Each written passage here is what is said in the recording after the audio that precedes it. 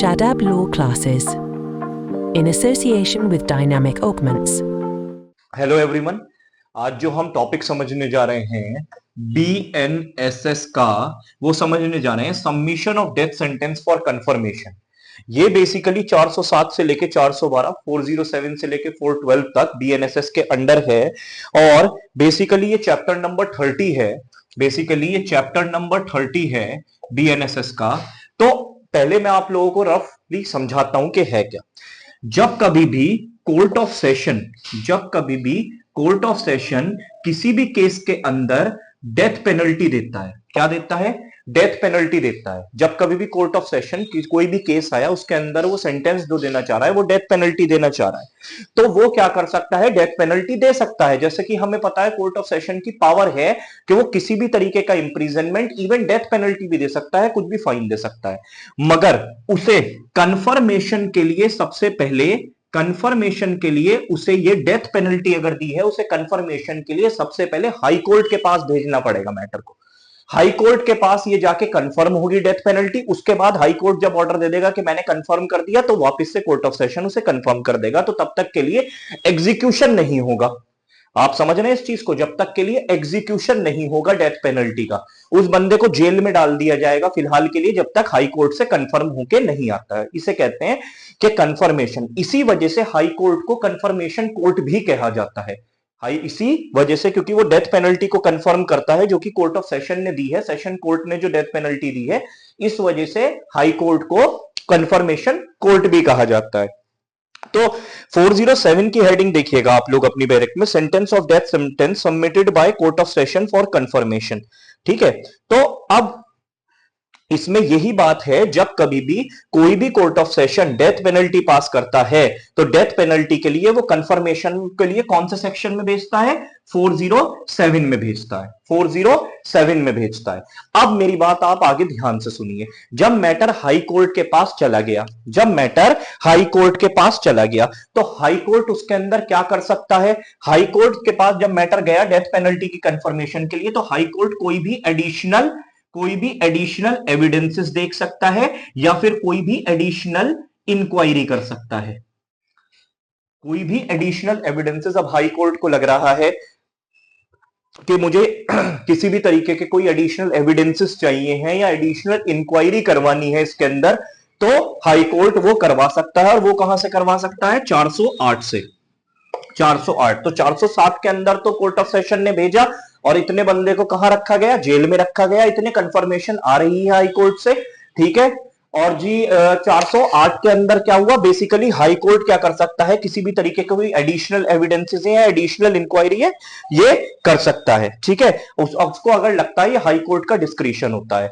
अब ध्यान से सुनिएगा, जब 407 में वो गया कंफर्मेशन होने के लिए, तो कंफर्म हो जाता है 409 के अंदर। तो हेडिंग अगर आप पढ़ेंगे, power of high court to confirm sentence और एनल कन्विक्शन, जरा ध्यान से सुनिएगा। अब हाई कोर्ट इसके अंदर, अब बेसिकली हाई कोर्ट इसके अंदर 3-4 चीजें कर सकता है।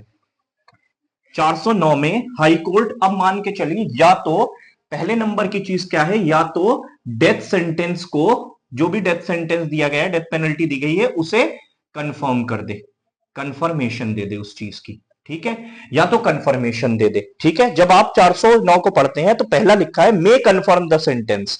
ठीक, अच्छा जी। दूसरी चीज, इसके अलावा कोई और सा पनिशमेंट दे दे, मतलब इसे लाइफ इंप्रिजनमेंट कर दे, 10 साल, 15, 14 साल, 20 साल, कोई भी सजा कर दे इसके अलावा, मगर वो डेथ नहीं होना चाहिए। ठीक है जी। अब तीसरा, हाई कोर्ट क्या कर सकता है? ठीक है, अब वो क्या कर सकता है? ध्यान से सुनिएगा, एनल कर देगा कन्विक्शन। कन्विक्शन करने का मतलब है, जो कोर्ट ऑफ सेशन ने कन्विक्शन किया था, उसे अभी के लिए बिल्कुल जीरो कर देगा। कहेगा कि अभी इसे मत मानो, इस कन्विक्शन को मत मानो, अब जो मैं कह रहा हूं वो करो। अब वो क्या कह रहा है? वो 2-3 चीजें कह सकता है इसमें। पहली चीज वो क्या कह सकता है कि दोबारा से चार्ज फ्रेम करो और नया ट्रायल चलाओ, कि चार्ज दोबारा से फ्रेम करो और नया ट्रायल चलाओ। ठीक है, जरा इसके अंदर जब आप देखेंगे, may annul the conviction and convict the accused of the offence which the court of session might have convicted him. मान के चलिए इसके अंदर एनल करने के बाद, मान के चलिए उस बंदे के ऊपर जो लगा था एक्यूज पे, रेप और मर्डर का चार्ज लगा था, मगर हाई कोर्ट ने जब 408 के अंदर कुछ एविडेंसेस लिए, तो उसे यह पता लगता है कि इसके अंदर रेप का चार्ज उसके ऊपर नहीं लग रहा है। तो हाई कोर्ट क्या कर रहा है, उसके ऊपर मर्डर का लगा के कि मर्डर का ट्रायल इसके ऊपर दोबारा से चलाओ। आगे क्या लिखा है, ठीक है, convict him and order a new trial on the same and amended charges. Charges को अमेंड करके दोबारा से कुछ ट्रायल चलाओ, नया ट्रायल चलाओ। तो नए ट्रायल चलाने को हम एक चीज और कहते हैं, de novo trial. De novo trial, ठीक है। डी नोवो ट्रायल का मतलब यह होता है कि शुरुआत से ट्रायल चलाना। तो ये कोर्ट ऑफ सेशन को ऑर्डर दे सकता है कि कोर्ट ऑफ सेशन के लिए कि आप नया ट्रायल चलाइए इसके अंदर, ठीक है। ये वाली बात हो गई।